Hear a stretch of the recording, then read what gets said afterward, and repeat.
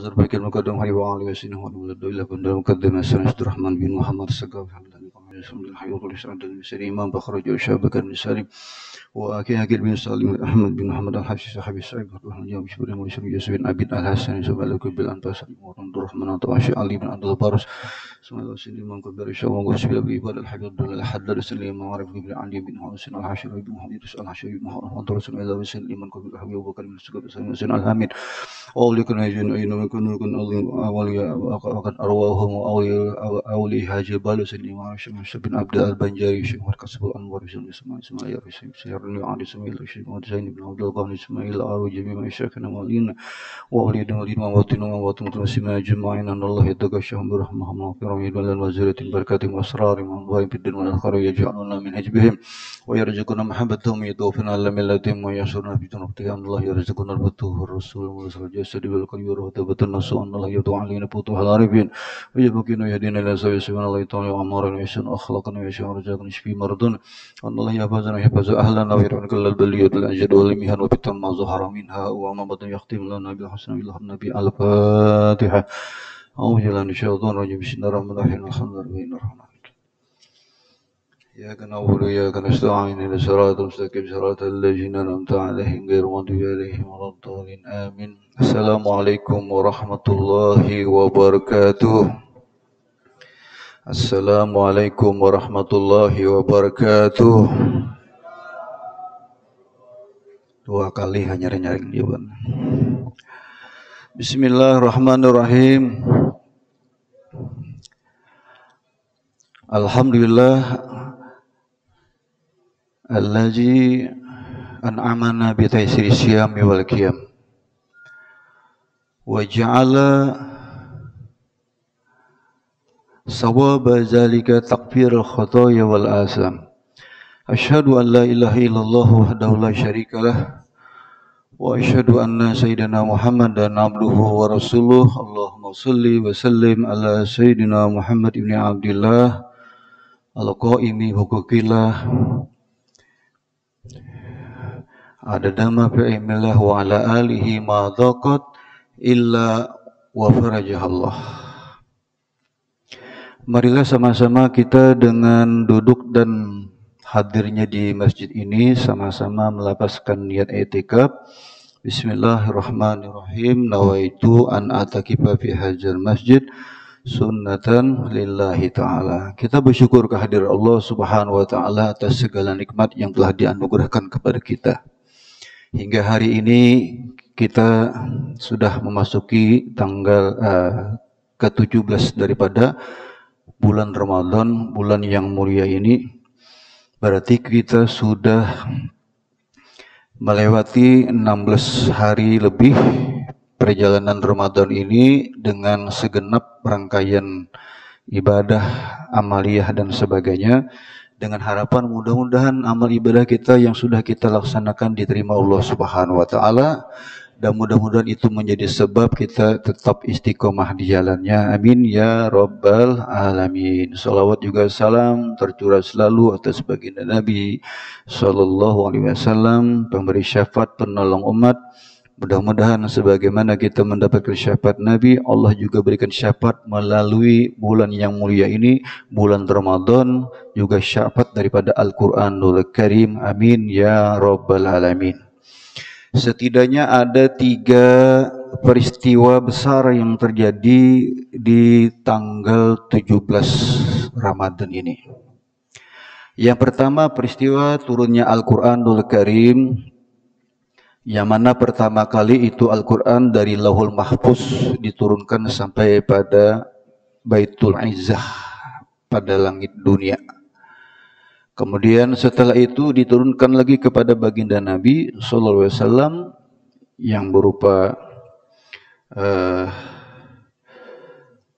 huruf dan mushaf lembaran demi lembaran bertahap disampaikan kepada Nabi sallallahu alaihi wasallam, sehingga apa yang sudah sampai kepada kita, Al-Quran itu sudah dijilid. Ya. Jadi penjilitan Al-Quran itu pun sebenarnya bid'ah. Karena zaman Nabi sallallahu alaihi wasallam tidak ada Quran dijilid. Ya.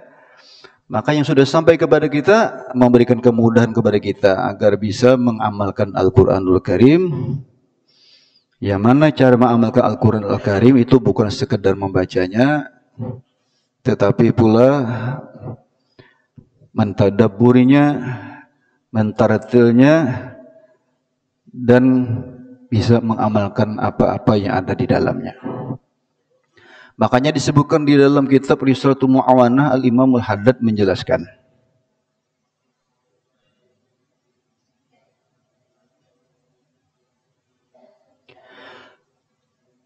kita baca Al-Quran itu bukan dengan semangat banyaknya yang kita baca. Jadi kadang-kadang kita ini ketemu lawan kawan lah, batakun sudah berapa juz sih kamu baca? Ini kita sudah masuk pertengahan puasa nih. Masing-masing, oh aku sudah 2 juz, aku sudah 2 khatam, aku sudah khatam. Memang ada suatu perlombaan di situ, ya. Artinya paling banyak baca Qur'annya paling bagus.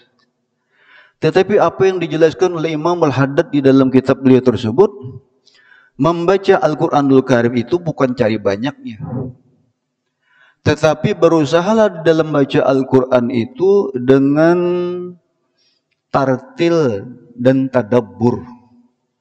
Tartil dalam artian membaca itu benar secara tajwid, huruf-hurufnya, makhrajnya, ya, di mana waqaf dan wasolnya dan sebagainya. Itu yang terpenting. Kemudian yang kedua, sambil berusaha memahami maknanya, sambil menghayati kita di dalam baca Al-Quranul Karim tersebut, sehingga manakala kita bisa melaksanakan itu semuanya dan menjaga adab, karena manakala kita menyebutkan kalamullah, seakan-akan yang memiliki kalam itu ada di hadapan kita. Jadi kadang-kadang macam-macam kita ngaji nih, kadang-kadang karena dianggap remeh, di belakang ulun ini ada rehal rendah benar, Qurannya di andak situ. Ulu hanya melihat tadi, ini tak tinggilin tuhut beliau duduk. Nah, tulen kali itu diganti rehal, ditinggi sedikit, supaya kita menjaga adab lawan kalamullah, jangan kerendahan. Wah, ini orang berusaha membaca, menghafalnya dan sebagainya, tetapi sudah tidak sadar lagi itu kalamullah yang mesti dimuliakan, ya. Orang bahari bawa Quran kada sembarangan, diambil Quran, dicium, dimuliakan.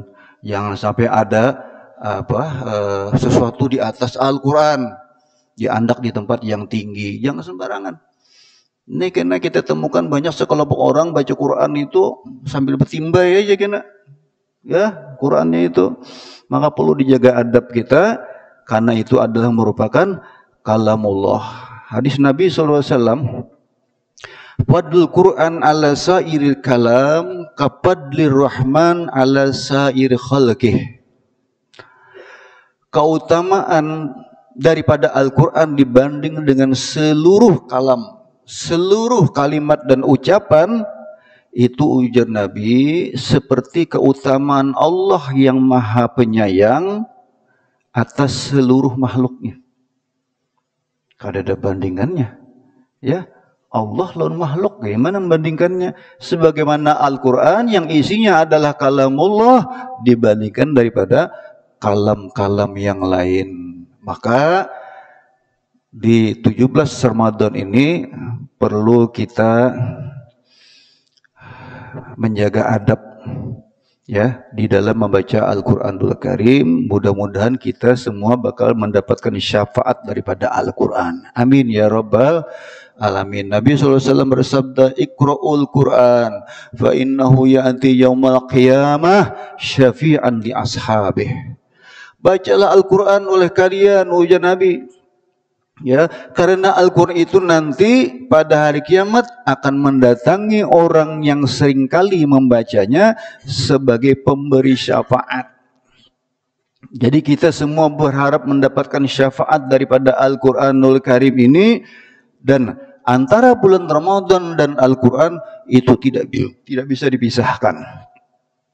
Karena bulan Ramadan Allah pilih sebagai bulan turunnya Al-Quranul Karim. Syahrul Ramadan allazi unzila fihi Al-Quran hudal linnasi wa bayyinatin minal huda wal furqan. Bulan Ramadan adalah bulan diturunkannya Al-Quran. Sebagai apa? Hudal linnas, petunjuk bagi seluruh manusia. Dan juga bayyinat, keterangan-keterangan tentang petunjuk tersebut. Nah, bahkan Al-Quran ini pula adalah merupakan obat yang mestinya kita banyak berobat dengan Al-Quran. Allah Subhanahu wa Ta'ala menurunkannya dengan alasan agar kita digunakan Al-Quran itu sebagai rahmat Allah Subhanahu wa Ta'ala yang besar bagi kita, juga sebagai obat penyembuh. Wa nunazzilu minal Qur'an ma huwa syifaa'u wa rahmatul lil mu'minin. Ini orang-orang beriman aja nang kau baca Quran ini. Jadi bagi orang-orang yang beriman, alasan Allah menurunkan, ya, aku menurunkan Al-Qur'an ujar Allah sebagai penyembuh dan rahmat bagi orang-orang yang beriman. Kan banyak di sini di Al-Qur'an ini ayat-ayat Al-Qur'an yang digunakan sebagai penyembuh atau untuk perlindungan kepada Allah, ya kan, seperti bismillahirrahmanirrahim la yadurru ma'asmihi syai'un fil ardi wala fis sama wa huwas samiul alim dan sebagainya. Macam-macam dalam Al-Qur'anul Karim ini yang bisa digunakan sebagai obat bagi kita semuanya. Nah, kedua-duanya antara asyamur Ramadan dan Al-Qur'an mutalazimani, saling melazimi, saling berhubungan kuat, ada irtibat antara bulan Ramadan dengan Al-Quranul Karim. Nah, itu pertanda Allah Subhanahu wa Ta'ala mengangkat derajat semua keparduan daripada puasa dan juga derajat daripada bulan Ramadan. Nah, dan kedua-duanya ini adalah sebagai pemberi syafaat, sebagaimana hadis riwayat daripada Abdullah bin Amr. Rasulullah sallallahu alaihi wasallam bersabda, "Asyamu wal Qur'an yashfi'anil 'abdi yaumal qiyamah." Puasa Ramadan dan juga Al-Qur'anul Karim bakal memberi syafaat nanti kepada orang-orang yang mengamalkannya, yang baca Al-Qur'annya, ya, yang menjalankan ibadah puasa Ramadannya. Jangan sampai kita isi Ramadan dengan kegiatan yang Allah tidak suka. Allah murka kepada kita, sehingga dalam pernah riwayat ulun lihat di situ ada seseorang yang mendapatkan siksaan demi siksaan, ya. Bahkan di bulan Ramadan orang ini disiksa karena tidak mengisi Ramadan, tidak memuliakannya. Sampai-sampai Nabi yang pemberi syafaat akan beri syafaat. Kata malaikat, "Ya Rasulullah, orang ini telah durhaka dengan bulan Ramadan. Dia tidak memuliakan Ramadan. Dia tidak isi dengan aktivitas ibadah dan sebagainya." Apa ujian Nabi sallallahu alaihi wasallam? "Ana bari'um mimman khasamahu Ramadan." Aku berlepas diri dari orang yang menjadi musuhnya Ramadan. Oleh sebab itu hadirin sekalian yang dirahmati Allah Subhanahu wa Ta'ala, apabila kita membaca Al-Quranul Karim kemudian kita menghatamkannya, maka perlu kita jaga adab betul-betul waktu peristiwa penghataman itu. Itu kalau orang bahari itu, kalau hendak berhataman itu, ya, dengan persiapan yang banyak, ya, ada makanan-makanan disusun, itu wadi-wadi disusun, tata cara membaca, dan ada doa-doa tertentu di situ supaya apa? Dapat berkahnya banyak, ya, menjadikan Al-Quran sebagai pemberi syafaat bagi mereka semuanya. Sehingga Nabi SAW sebagaimana hadis riwayat Amr bin Shu'aib, Rasulullah SAW bersabda, "Iza khatamal abdu al-Quran shalla alaihi inda khatmih sittuna alfa malak." Apabila seorang hamba itu dia menghatamkan Al-Quran, manakala dia menghatamkannya tersebut, maka 60.000 malaikat mendoakan orang tersebut. Itu malaikat-malaikat kalau kasih doa sama kita, itu permohonan ampun kepada Allah.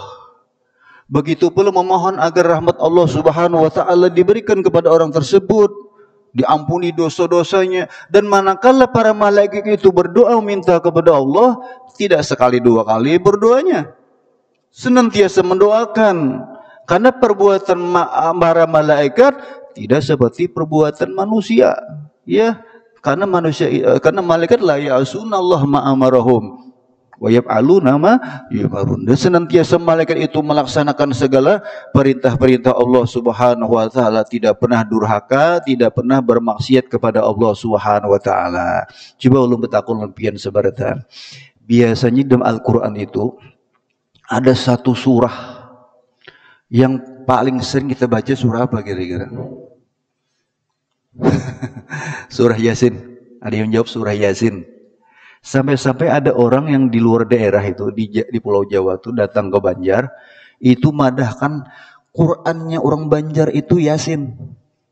Kita ini di mana-mana baca Yasin. Apakah salah? Tidak ada yang salah, ya kan? Karena membaca Yasin ini adalah memiliki satu keutamaan tertentu. Tapi janganlah kita kenalnya Quran cuman melalui Yasin aja. Kada pernah buka Quran, ya kan? Kada membaca surah Al-Baqarah dan sebagainya. Dibaca juga, iya kan? Walaupun membaca Yasin itu keutamaannya sangat banyak. Di antaranya hadis baginda Nabi SAW, ya, man qara'a Yasin marratan faka'annama qara'al Qur'an marratain. Siapa yang sekali ujian Nabi baca surah Yasin, seakan-akan dia membaca Al-Quran sebanyak 2 kali. Man qara'a Yasin ibtigha'a wajhillah ghufira lahu ma taqaddama min dzambih faqra'uha inda mautakum. Barang siapa yang baca Yasin dengan mengharapkan ridhonya Allah, rahmatnya Allah Subhanahu wa taala, maka diampuni dosa-dosanya yang terdahulu. Maka oleh sebab itu, bacalah Al-Quran, bacakanlah surah Yasin, kata Nabi, kepada orang-orang yang sudah meninggal di antara kalian. Bisa saja dimaknai mautakum ini yang hendak meninggal, ya. Dalam kalimatnya di lain tempat disebutkan iqra'u Yasin ala mautakum, ya Nabi. Bacakanlah surah Yasin kepada orang-orang yang meninggal di antara kalian. Bisa saja hendak meninggal atau sudah meninggal, ya.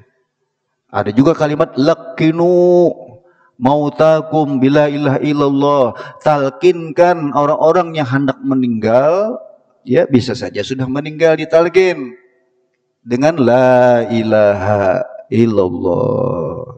Tapi harus paham juga menalkinkan orang hendak meninggal ini. Karena boleh kita menyuruh, apalagi memaksa. Misalnya kita hendak meninggal, bah, baca la ilaha, bah. Jangan. Yang membaca itu kita aja. Membacanya pun dengan suara yang lirih, suara yang lembut, suara yang memberikan ketenangan bagi orang-orang yang dalam keadaan sakaratul maut.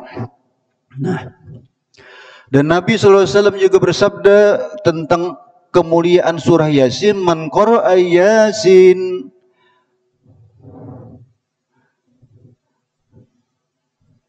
fi lailatin asbaha maghfuran lahu.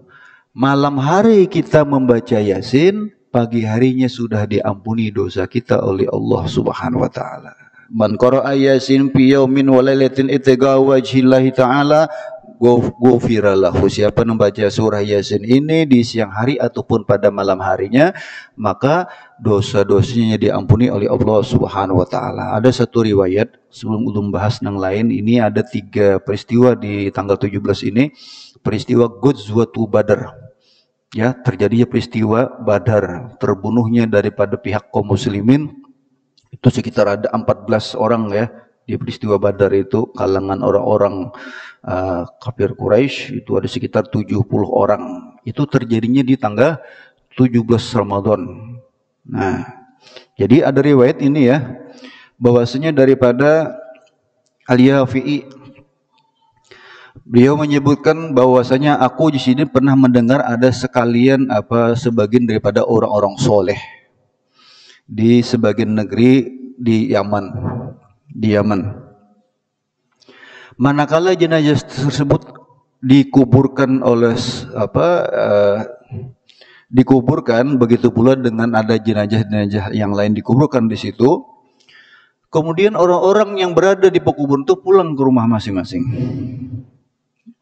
Kemudian setelah perginya orang tersebut, yang tertinggal di pekuburan tersebut mendengar ada satu suara yang sangat keras, suara benturan, suara pukulan dari dalam kubur.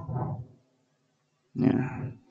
Kemudian keluarlah dari kubur itu, padahal kubur itu kan sudah diratakan dengan tanah dan sebagainya. Tiba-tiba dari kubur itu keluar ada satu sosok berupa anjing hitam keluar dari kubur tersebut.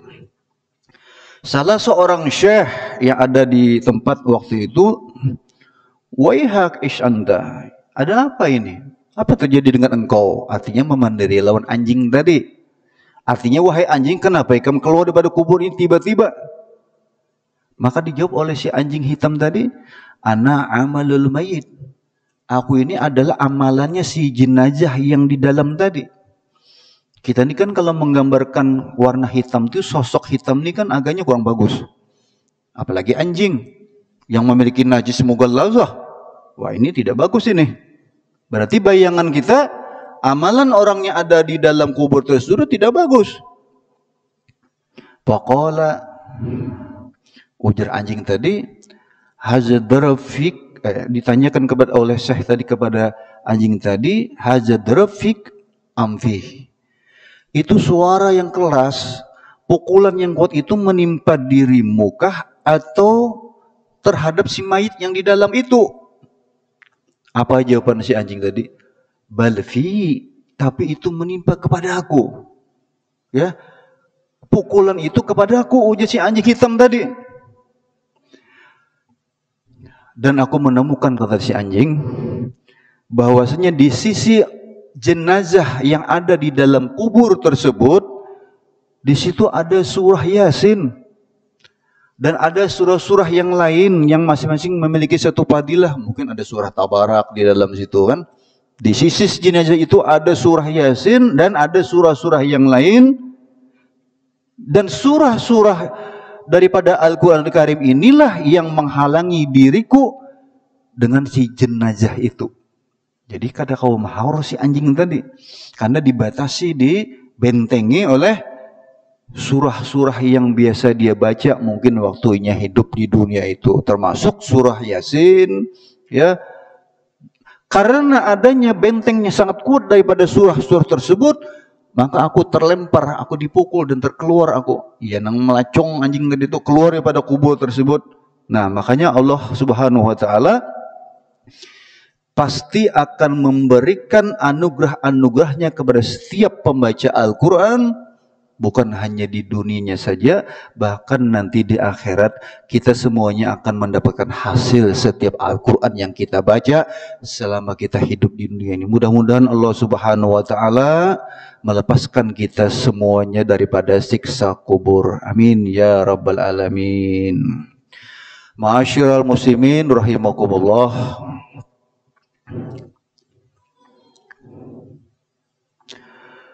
Pada tanggal 17 Ramadan kita ambil berkah hari ini bertepatan haul salah seorang wali Allah Subhanahu wa taala yang biasanya dihaulinya di bulan Syawal, tapi wafat beliau itu pada tanggal 17 Ramadan. Siapa? Al-Habib Al-Arif Billah Habib Husin bin Abu Bakar Aidrus luar Batang. Itu kalau pian masuk ke makam itu tertulis wafatnya di dalam itu tanggal 17 Ramadan, tapi tidak pernah diadakan wafatnya di bulan puasa. Ya agak repot, kasih makan orang susah. Tapi kelihatannya tahun ini juga dirayakan di malam hari di bulan puasa ini, ya, pada tanggal 17 Ramadan. Kenapa kita mesti menyempatkan untuk menerangkan tentang beliau ini? Karena ucapan daripada Sayyidul Imam Al-Qutub Al-Habib Ahmad bin Hasan Al-Attas radhiyallahu an. Beliau mengatakan, "Zikrus sholihin majlisud da'wah ilallah Wa dzikru sholihin sabunul qulub wa ma'ul qulub. Majelis seperti kita ini, yang mana setiap orang diajak untuk menuju jalan Allah Subhanahu wa taala, menuju Allah Subhanahu wa taala, dan juga majelis di mana di situ diceritakan tentang riwayat hidup orang-orang soleh, maka kata beliau itu berfungsi seperti sabun dan juga air. Sabunul qulub wa ma'ul qulub. Sabun bagi hati, air bagi hati. Ammal qulubul kasifah allati laha syai'un falaha sabun. Adapun setiap hati yang di dalam hatinya itu ada penyakit-penyakit, ada kotoran-kotoran, dia memiliki adanya sabun yang membersihkan hati tersebut. Ini fungsi yang dua tadi, majelis dakwah, majelis manaqib, majelis pembacaan riwayat para orang-orang soleh. Nah, amal qulubul hayyah falaha ma'un yasqiha wa yazidu hayat. Adapun hati yang sudah hidup, artinya masih hidup, maka mereka memiliki air, yang mana air itu memberi minum kepadanya, yang hidup bertambah hidup. Itulah pentingnya kita ini, ya, menceritakan, menyebut-nyebut salah seorang ulama besar, ini guru daripada Imam Syafi'i lah, Sufyan bin Uyainah, beliau mengatakan, "Inda zikris sholihin tanzilur rahmat." Manakala diceritakan kisah-kisah tentang orang soleh, maka turunlah rahmat Allah Subhanahu wa ta'ala. Al-Habib Husain bin Abu Bakar Aidrus ini meninggal di antara umur 30-40. Jadi tidak sempat berkeluarga, sudah menjabat wali kutub, mulai anum, kehanakan sudah menjabat wali kutub. Habib Husain ini, ulun tahu kisah-kisah sidin ini waktu dahulu kira-kira tahun 2000 lebih ya, mungkin 2002 ulun pernah datang ke Jakarta, ziarah keluar Batang. Waktu itu ya lingkungannya tidak seperti ini. Ketemu salah seorang tokoh masyarakat di situ, yaitu Al Habib Abdurrahman bin Abu Bakar Al-Idrus almarhum, dipanggil namanya Habib Dudung. Habib Dudungnya alim orangnya. Itu menunggu makam Habib Husain luar Batang dulu sidin, ya. Dari beliau lah ulun bisa mengetahui riwayat dulu, belum ada penulisan manaqib sidin dulu, ya. Jadi itu belum zaman apa, belum zaman Android lagi tuh, tahun 2000 itulah, 2000-an itu belum ada.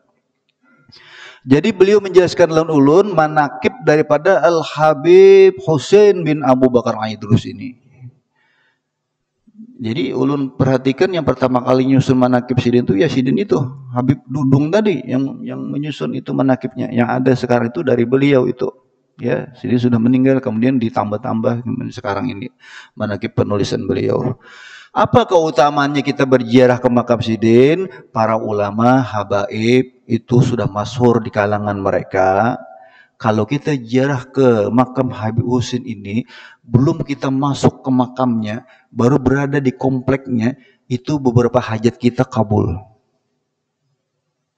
Belum lagi sampai ke makamnya. Dan apabila kita masuk ke Jakarta, jangan kada ingat ke situ, karena disebutkan oleh para ulama itu gerbang Jakarta di situ. Mesti ziarah ke situ. Makanya bukan pedagang-pedagangan mencari barang di daerah Tanah Abang, di mana-mana itu menyempatkan ziarah ke situ. Ulun banyak kisah tentang beliau ini. Ya, satu salawat yang ulun dapatkan daripada Habib Dudung ini, salawatnya Habib Husain luar Batang, yang berbunyi, yang tadi salatnya ulun baca di awal-awal tadi, Allahumma sholli ala Sayyidina Muhammad ibn Abdillah al-qaimi bihuquqillah adada ma fi ilmillah wa ala alihi ma daqat illa wa farajahallah. Ini salawat bagus dibaca di makam beliau. Karena kita dalam berziarah itu menyenangkan yang di makom. Amalan-amalan sidin apa, ya kan? Ada wiritan-wiritan punya sidin. Kayak makam Datuk Kalampayan, kita ziarah ke situ. Kan tertulis di situ anjuran beliau, ini yang dibaca di makamku di sidin. Ya, ada pesan-pesan daripada para aulia. Itu merupakan tuntunan dan adab kita bila berada di makam wali, bukan sembarangan kita ziarah. Karena hakikatnya mereka cuman berpindah tempatnya saja, dan keberadaan kita di situ ya menjadikan mereka sebagai wasilah kita kepada Allah Subhanahu wa taala. Sebagaimana di masa hidupnya, setelah wafatnya pun kita tetap menjaga adab di hadapan mereka. Ambil jarak di makam itu, jangan terlalu dekat dengan makam. Seakan-akan beliau itu ada duduk ya di antara kita. Nah, dibacakan sholawat tersebut. Nah, kenapa sampai disebut luar Batang? Batang itu di kampung itu pasar ikan di Jakarta itu biasanya digunakan untuk keranda, kurung batang, ya di situ ya, istilah di situ. Jadi waktu jenazah beliau itu akan dibawa ke Kalibata mau dikuburkan, sudah diangkat jenazah beliau. Padahal dahulu bukan luar Batang ngarannya di situ, Kampung Baru ngarannya kampung itu di situ lah, Kampung Baru. Pas dibawa jenazah beliau sampai mau dibawa ke Kalibata, sampai itu dibuka ternyata kerandanya kosong. Itu semua yang bawa tuh bingung semuanya nih. Kenapa itu tidak ada orang jenazahnya di dalam? Diperiksa ternyata jenazahnya masih ada di tempat semula. Sidin kadahakun dibawa ke tempat lain. Nah, jenazah itu berada di luar Batang. Batangnya sampai ke Kalibata, jenazahnya ada di luar. Lalu dingarani kampung itu luar Batang. Sejarahnya ini berada di pelabuhan Sunda Kelapa, ya, Sunda Kelapa ini kisahnya. Nah, jadi Habib Husain bin Abu Bakar Al-Idrus ini beliau hidup di zaman VOC, zaman Belanda. Jadi orang Belanda ini kan dia kadang-kadang merasa terganggu kalau di suatu tempat itu ada yang memiliki sifat menonjol, punya kelebihan sebagaimana Habib Husain ini dianggap sebagai suatu ancaman bagi mereka. Tapi kalau membantu, ya kan, punya jasa yang besar, itu bisa saja diberi hadiah oleh VOC tadi. Habib Husain ini pernah diberi hadiah duit sekarung, pernah lebih dari duit sekarung. Mau lihat duit miliar, biasa aja ya kalau triliun apa. Duit sekarung ini oleh beliau dilemparkan ke lautan karena di lingkungan itu pelabuhan kan. Setelah beliau lemparkan itu, entah kayak apa disaksikan oleh masyarakat. Masyarakat itu akhirnya berlomba-lomba setelah melemparkan duit itu. Habib Husain itu hobi, orang-orang situ hobinya menyelam dengan harapan kalau pindah dapat duit daripada karung yang dilemparkan oleh Habib Husain itu. Sampai ini hobi menyelam tadi. Entah sudah didapatnya kan duitnya atau pada kita tidak tahu. Yang jelas maksud beliau mengirimkan daripada karung uang tersebut, mengirimkan untuk ibunda beliau yang berada di Yaman. Hadramaut dikirim Sidin, tapi caranya melemparkan karung ke lautan tersebut. Nah, ma'asyiral muslimin rahimakumullah, ini adalah merupakan salah satu daripada karamat beliau. Di antaranya lagi karamat beliau ini memberikan penyembuhan pada khalayak ramai. Waktu beliau berada di India, ya, di daerah Gujarat, ya, di daerah Gujarat tempatnya itu di India. Entah kayak apa kisahnya sampai Sidin itu ke situ.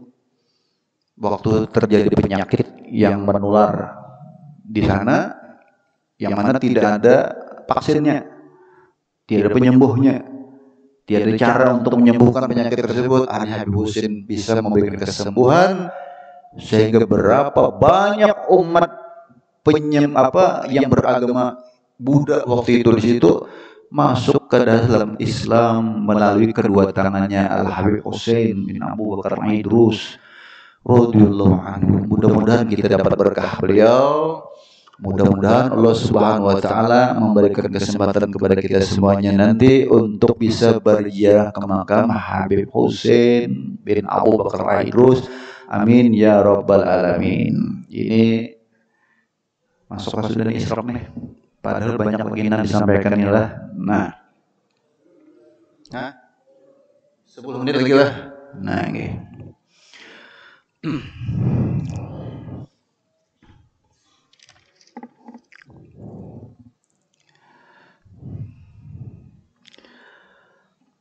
Disebutkan di dalam kitab Irsyadul Ibad ini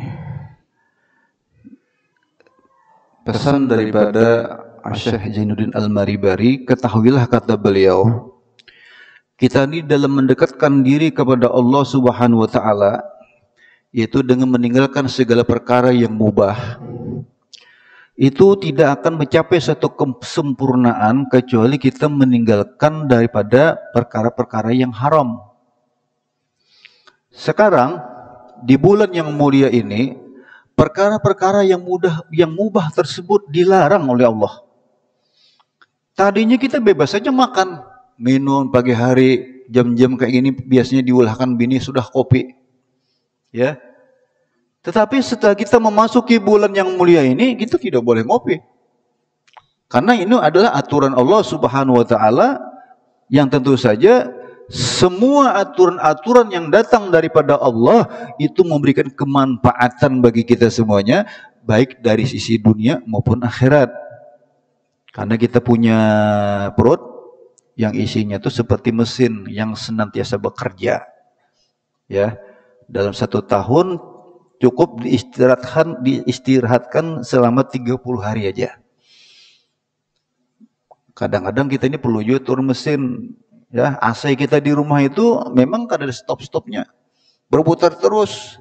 Jadi kalau ada kita temukan AC ini biasa bermasalah, kadang-kadang nasihat dari penyervis AC itu sekali-sekali dimatikan AC itu. Kanannya kada beampihan tuh. Karena gampang-gampang apanya rusak, ada yang bocor lah, titikan banyak macam-macam. Disuruhnya matikan kan kadang-kadang. Ya memang kalau mematikan itu kita menghidupkannya itu kita menarik wattnya konol pulang itu. Ya kan? Nah, jadi perlulah diistirahatkan. Nah, jadi kita yang di luar Ramadan ada sementara kaum solihin, wali-wali Allah Subhanahu wa taala itu bukan hanya perkara yang haram yang dihindari, tapi perkara-perkara yang mubah pun dihindari. Artinya silakan saja dia menikmati perkara yang mubah seperti makanan, minum, tapi tidak pernah berlebihan. Ya sedikitlah, secukupnya lah. Kayak orang-orang bahari itu kan, seperti contohnya Sayyidul Imam Al-Qutub Al-Habib Umar Al-Muhdar.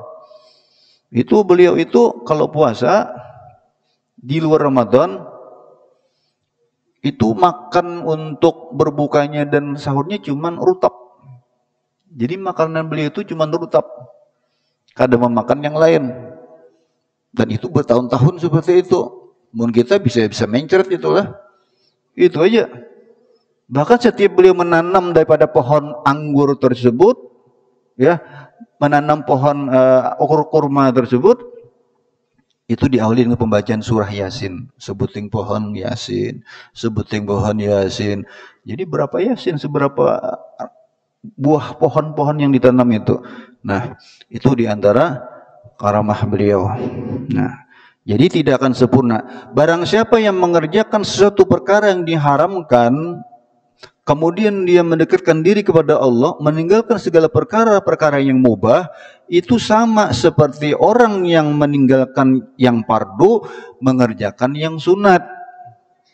Dan jangan sampai kita ini tepuh huruf.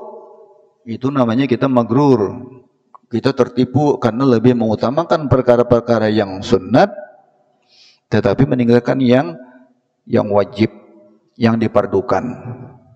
Nah, ini kita menjalankan puasa ini, ya, menjalankan puasa ini, menjalankan segala perintah-perintah Allah di dalam puasa itu bukan sekedar menahan haus dan lapar. Kalau di luar daripada bulan puasa, ini kan perkara yang mubah, makan, minum. Dan tidak akan sempurna kalau hanya puasa menahan haus dan lapar. Dia mesti juga meninggalkan segala perkara-perkara yang diharamkan. Apa yang diharamkan? Khamsun yubtirnas saum. Ada 5 yang bisa merusak puasa kita. Walaupun dikatakan oleh sebagian para ulama, ya sepakat ulama, sah-sah saja kita puasa dengan menjaga haus, menjaga menjaga daripada masuknya makanan dan minuman, juga melakukan hubungan suami istri, sah-sah saja. Akan tetapi dikatakan oleh Imam Al-Auza'i bahwa seseorang yang menjalankan puasa seperti itu akan batal puasanya karena adanya dusta dan menggibah. Mungkin maknanya ada yang menafsirkan berkurang pahalanya atau habis pahalanya. Dan bisa saja di antara kalangan mutasawwifin mengatakan kalau sampai di dalam puasa itu kita tidak menjaga pandangan mata juga lidah kita ini, maka puasanya batal, tidak bisa diterima.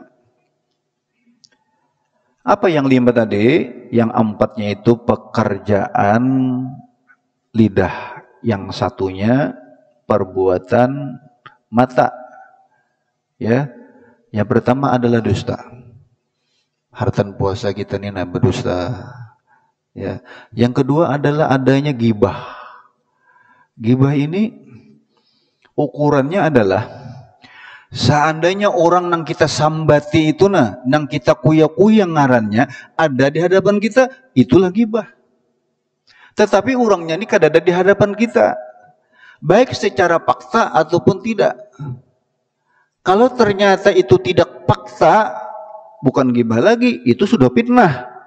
Karena orang kada mengerjakan hal yang demikian. Ya, orang kada mengerjakan hal yang demikian. Lalu ujian Nabi SAW bertanya dengan para sahabat, atadruna mal ghibah? Apakah kalian tahu apa itu ghibah? Para sahabat Nabi SAW menjawab, Allah wa rasuluhu alam. Hanya Allah dan Rasulnya saja yang mengetahui. Nabi SAW menjelaskan, zikruka akhaka bima yakrahu. Engkau menyebut-nyebutkan tentang saudaramu yang dia tidak suka diceritakan tentang dirinya tersebut. Jadi itu ukurannya. Ya, ukurannya ghibah tadi itu. Kemudian yang ketiga adalah namimah, suka mengadu domba. Provokasi, itu lebih gampang bahasanya. Bicara sana lain, bicara sini lain, maka terjadilah permusuhan dikarenakan oleh pembicaraan dirinya tersebut. Ya. Kemudian yang keempat adalah al-yaminul kazibah, sumpah palsu, gampang bersumpah. Dan yang kelima adalah an-nazru bisyahwah, pandangan mata dengan sengaja kepada sesuatu sehingga menimbulkan syahwat. Karena syahwat itu diawali dari pandangan mata, kemudian masuk ke dalam hati, bahkan dikembangkan melalui pikiran. Nah, ini yang bahayanya ini dikembangkan oleh pikiran. Nah, dengan syahwat kita memandang itu tidak mesti apapun ya. Makanya kadang-kadang setiap orang itu lain-lain tingkatan syahwatnya. Bisa saja sementara orang memandang perempuan buka aurat dianggap biasa, tapi tetap saja dia melanggar larangan Allah walaupun tanpa syahwat. Ya ayyuhalladzina amanu guddu absarukum. Ya. Artinya guddu absarukum. Innal ladzina sesungguhnya Allah Subhanahu wa taala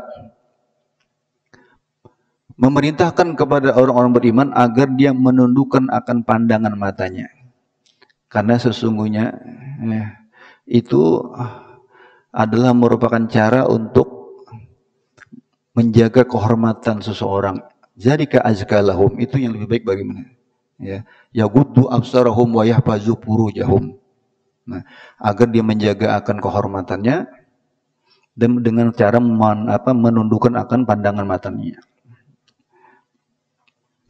Jadi di antara perkara-perkara yang bisa membatalkan bahkan bisa menggugurkan pahala daripada ibadah puasa kita apabila kita kadang-kala menjaga pandangan mata kita. Jadi ini ada 5 perkara yang mudah-mudahan Allah Subhanahu wa taala bisa menjaga kita, memberikan penjagaan kepada kita untuk bisa menghindari segala perkara-perkara yang bisa mengurangi daripada pahala amal ibadah kita di bulan puasa ini. Mudah-mudahan Allah Subhanahu wa taala melalui perkumpulan ini menjadikan tempat ini sebagai turunnya rahmat juga keberkahan kepada kita, umur kita dipanjangkan dalam taat, badan disehatkan dalam ibadah. Mudah-mudahan senantiasa istiqomah sampai pada bagian akhir pada Ramadan ini, amal ibadah kita diterima, meninggal dalam keadaan husnul khatimah. Amin ya rabbal alamin. Wassallallahu ala sayyidina Muhammadin wa ala alihi wasallam. Walhamdulillahi rabbil alamin. Al-Fatihah. Bismillahirrahmanirrahim. Alhamdulillahirabbil alamin. Maliki yaumiddin. Iyyaka na'budu wa iyyaka nasta'in. اهدنا الصراط المستقيم صراط الذين أنعمت عليهم غير المغضوب عليهم ولا الضالين آمين بسم الله الرحمن الرحيم الحمد لله رب العالمين اللهم صل وسلم على سيدنا محمد وعلى آله وصحبه أجمعين اللهم إنا نسألك أن تصيبنا الكرات هذه وغير سمع وعزم